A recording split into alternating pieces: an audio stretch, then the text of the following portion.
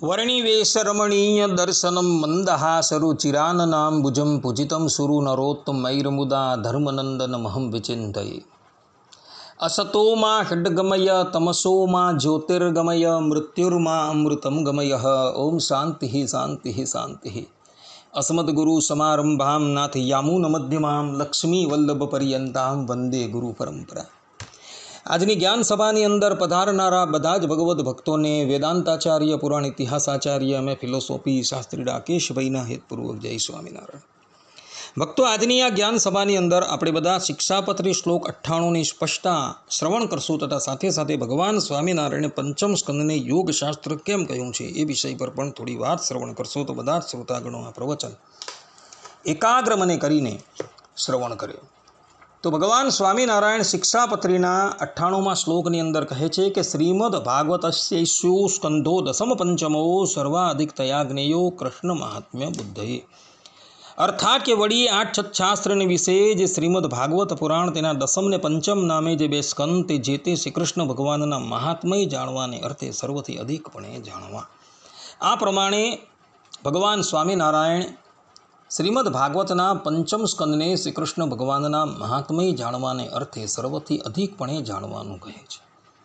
તો કોઈક વ્યક્તિના મનની અંદર એવી જિજ્ઞાસા થાય કે આ પંચમ સ્કંદનું રહસ્ય શું છે, તો એ સંબંધમાં ભગવાન સ્વામિનારાયણ ગધડા મધ્યના 39મા વચનામૃતમાં કહે છે કે પંચમ સ્કંદને વિશે તો એ શ્રી કૃષ્ણ ભગવાનનું મહાત્મય કહ્યું છે તથા એ શ્રી કૃષ્ણ ભગવાન જે ત્યાં જગતની સ્થિતિને અર્થે પોતાના ભક્તજનને સુખ આપવાને અર્થે અનેક પ્રકારની મૂર્તિઓને ધારીને ખંડ ખંડ પ્રત્યે રહ્યા છે એમ કહ્યું છે.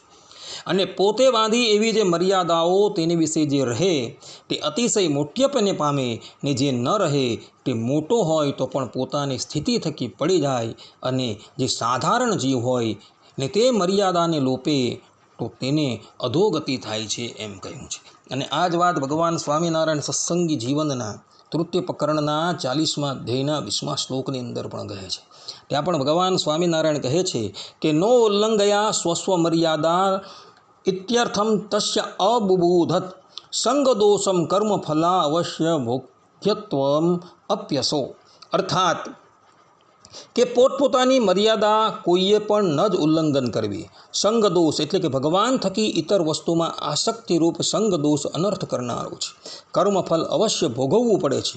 આટલો તે પંચમ સ્કંદ કથાનો સારાંશ શ્રોતાઓ પછી ભગવાનને સુખેથી બોધ થાય એ રીતે સમજાવ્યો છે. કહેવાનું તાત્પર્ય એ છે કે જે પણ કોઈક મનુષ્ય ભગવાને બાંધેલી મર્યાદાનું ઉલ્લંઘન કરે છે તેની અધોગતિ થાય છે.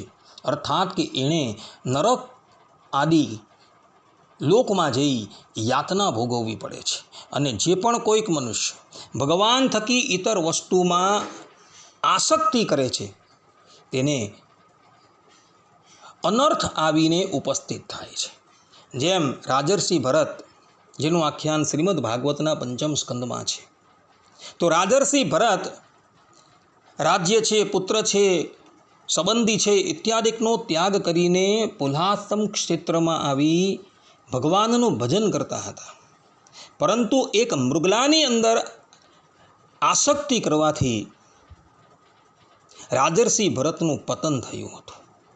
એટલે જે પણ કોઈક વ્યક્તિ ભગવાન થકી ઇતર વસ્તુમાં આસક્તિ કરે છે એને અનર્થ આવીને ઉપસ્થિત થાય છે એવું એ પંચમ સ્કંધની અંદર ભગવાને કહેલું છે.